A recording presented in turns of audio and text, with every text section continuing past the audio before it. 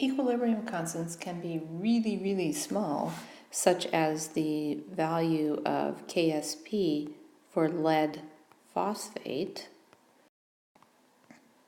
solid to form 3 lead 2 plus ions in solution plus 2 phosphate anions in solution that has a K value that is approximately 10 to the minus 42. However, K values can also be really, really large.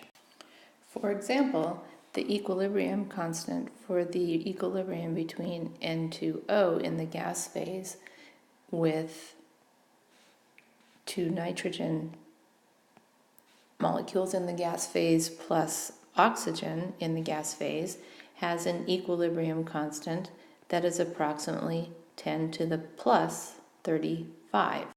So you can see that the range of equilibrium values is very, very large, from all the way to 10 to the minus some large number to 10 to the plus some large number, essentially minus infinity to positive infinity. So what do these values tell us about these reactions? The first thing that we can note is that the equilibrium constant, remember, is a function of the product concentrations divided by the reactant concentrations. This quotient will be large when the numerator is large and the denominator is small. Firstly, this quotient will be small when the numerator is small and the denominator is large. Thus, a large K indicates that we have lots of products relative to the number of reactants in our system at equilibrium.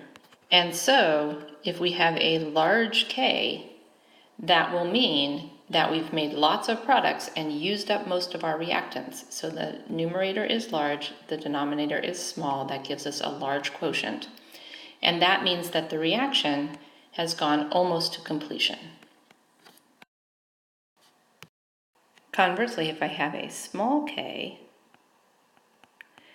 that means that I have very few products relative to the amount of reactants.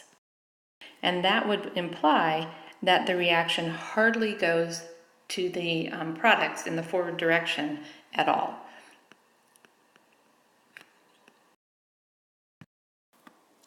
Remembering that natural systems tend towards their most stable states, we can say that a reaction with a large K, which goes almost to completion and makes a lot of products, suggests that the products are more stable than the reactants. So large K suggests that products are more stable than reactants, whereas a small k that has very few products relative to the number of reactants suggests that the reactants are far more stable than the products. If we think about the continuum of equilibrium constant values from very small to very large, there is a spot in the middle where the reaction goes to a point where we have a appreciable amount of reactants and products in our equilibrium mixture. And typically, we say that if the equilibrium constant is between about 10 to the minus 3 and 10 to the third, then we have a mix of reactants and products at equilibrium.